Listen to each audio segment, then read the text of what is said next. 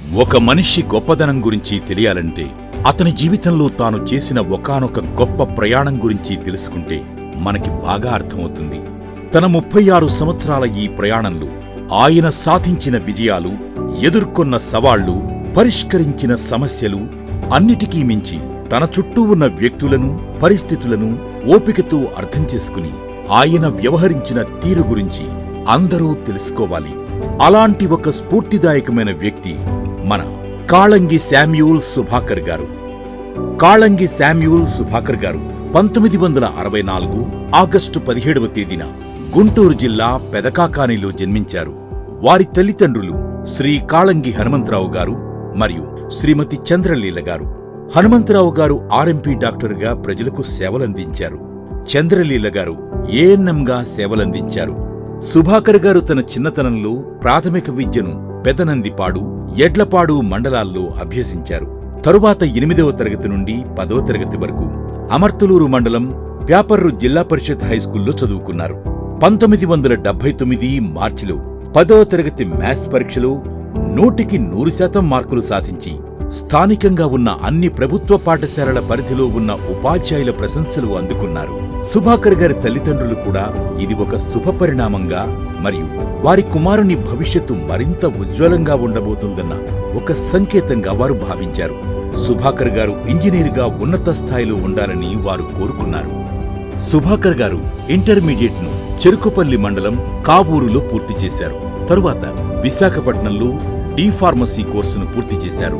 సుభాకర్ గారు తన ఉద్యోగ జీవితాన్ని ప్రతిష్టాత్మక భారతీయ రైల్వే సంస్థలో 1988 జూన్ 17వ తేదీన ఒక ఫార్మసిస్ట్గా ప్రారంభించారు.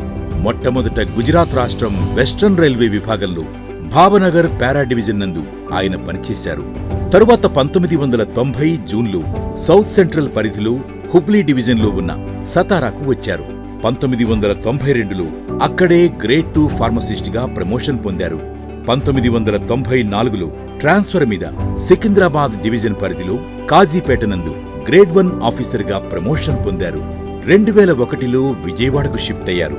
2017లో గుంతకల్ పరిధిలో కొంతకాలం సేవలందించిన తరువాత మళ్లీ 2019 ఆగస్టు సమయంలో విజయవాడకు బదిలీ అయి 2024లో తన పదవీ విరమణ వరకు విజయవాడ డివిజన్ పరిధిలో సేవలందించారు. శామ్యూల్ సుభాకర్ గారికి జీవితంలో ప్రతిక్షణం తోడుగా నీడగా నిలిచారు వారి సతీమణి శ్రీమతి నిరీక్షణ గారు.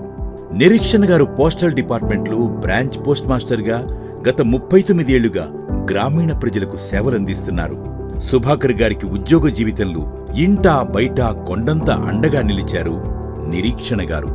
ఎంతో ఓర్పుతో నేర్పుతో 2 పిల్లలను వృద్ధిలోకి తీసుకురావడంతో పాటు సుభాకర్ గారికి దురదృష్టవశాత్తు రోడ్డు ప్రమాదం జరిగిన సమయంలోనూ ఆర్థిక ఇబ్బందులు ఉన్న పరిస్థితుల్లో కూడా నిరీక్షణ గారు తన కుటుంబానికి వెన్నంటి నిలిచారు. సుభాకర్ గారు సైతం తనకు జరిగిన ప్రమాదాన్ని, అనారోగ్య సమస్యలను సైతం ధైర్యంతో ఎదుర్కొని సర్వీస్ పూర్తి చేశారు. సుభాకర్ గారు నిరీక్షణ గారికి 2 కుమారులు, చిరంజీవి ఇస్సాకు ఉదయ్ కుమార్ గారు మరియు చిరంజీవి జోయల్ గారు. సుభాకర్ గారు తన విధి నిర్వహణలో ఎంత బిజీగా ఉన్నా కుటుంబానికి ఎల్లప్పుడూ సమయం కేటాయించేవారు. వారి పిల్లల అభిరుచికి తగ్గట్టు వారికి చదువుతో పాటు క్రీడల్లో కూడా వారి అభిరుచికి తగినట్టుగా శిక్షణ ఇప్పించారు.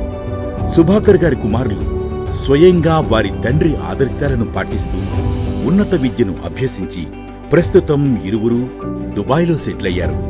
తన 24వ ఏటనే భారతీయ రైల్వే సంస్థలు తన ఉద్యోగ జీవితాన్ని ప్రారంభించి అంచెలంచెలుగా ఎదిగి అందరితో అనుబంధాన్ని పెంచుకుని ప్రస్తుతం ఉన్నత ఉద్యోగిగా పదవీ విరమణ చేస్తున్న సుభాకర్ గారికి, వారికి తోడుగా నిలిచిన వారి సతీమణి నిరీక్షణ గారికి మరియు కుటుంబ సభ్యులకు హృదయపూర్వక ధన్యవాదాలు తెలియచేస్తూ సుభాకర్ గారు, వారి కుటుంబ సభ్యులు ఇలాగే ఆయురారోగ్యాలతో, అష్టైశ్వర్యాలతో, సుఖశాంతులతో ఉండాలని కోరుకుంటున్నాము.